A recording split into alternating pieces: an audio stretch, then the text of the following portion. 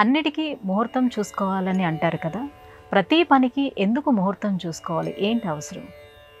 ముహూర్తం అన్న నామానికి శాస్త్రం ఒక అద్భుతమైన నిర్వచనం చెప్పింది. హూర్చతి కుటిలో భవతి శుభాశుభ దర్శనాదితి ముహూర్త.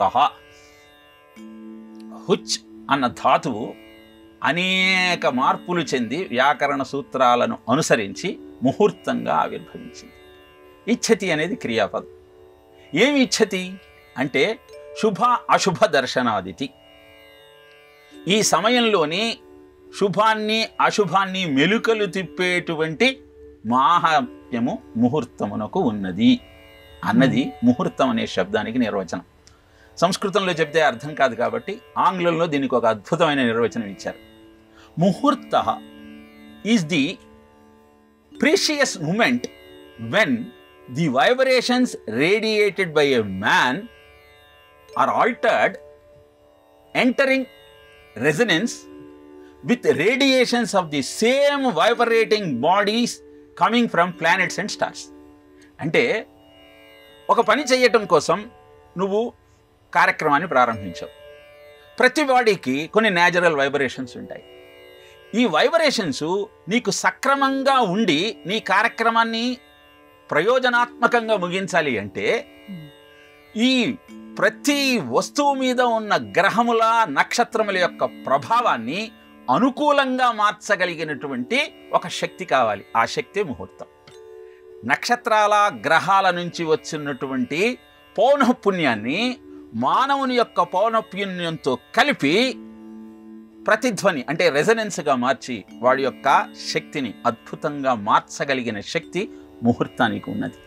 అందుకే విద్యారణ్య స్వామి విజయనగర రాజ్య సంస్థాపన చేయటం కోసము ఒక ముహూర్తాన్ని పెట్టాడు. హరిహర బుక్కరాయలను ఇద్దరిని పిలిచి, నేను ఆలయంలో అర్చన చేస్తూ శంఖం ఊదుతాను, ఆ సమయానికి మీరు శంఖధ్వని రాగానే ప్రతిష్టాపన చేయండి అన్నాడు. హరిహర బుక్కరాయలు ఆ బ్రహ్మముహూర్తంలో వెళ్ళారు. శంఖధ్వని వినిపడింది, ప్రతిష్టాపన చేశారు. అది జరిగిన ఒక ముహూర్తానికి మళ్ళీ వినపడింది. ఆశ్చర్యపోయారు. ఏమిటా అని పరిశీలిస్తే మొదట వినపడింది శివార్చనకు వెళుతున్న ఒక జంగందేవరు ఊదిన శంఖం. రెండవసారి విద్యారణ్య స్వామి వారు శంఖాన్ని పూరించారు. అందుకే ఆచంద్ర తారార్కము ఉండాల్సినటువంటి విజయనగర సామ్రాజ్యం కేవలం 200 సంవత్సరాలకు మాత్రమే పరిమితం అయిపోయింది అని చరిత్ర చెబుతున్న సత్యం. రామాయణంలో రాముడు సీతాదేవిని కోల్పోయిన ముహూర్తము విందా ముహూర్తం. బాధపడుతుంటాడు రామచంద్రమూర్తి, సీతమ్మను కోల్పోయాను అని. మునులంతా వచ్చి, విందా ముహూర్తంలో ఏ వస్తువును పోగొట్టుకున్నా అది తిరిగి నీకు తప్పకుండా దొరుకుతుందయా, కాబట్టి నువ్వు బాధపడక్కరలేదు అన్నారు. కాబట్టి ముహూర్తం అనేది కాలంలో జరిగే అనేకమైనటువంటి పనులకు సమాధానం చెప్పగలిగిన అద్భుతమైన ముహూర్తం. సమయం రోజులో 30 ముహూర్తాలు ఉంటాయి. 15 పగల ముహూర్తాలు, 15 రాత్రి ముహూర్తాలు. ఏ ముహూర్తంలో ఏం చేయాలి, ఏ రోజు ఏది దుర్ముహూర్తము, ఏది సుముహూర్తమని జ్యోతిష శాస్త్రం చక్కగా చెప్పిందమ్మా.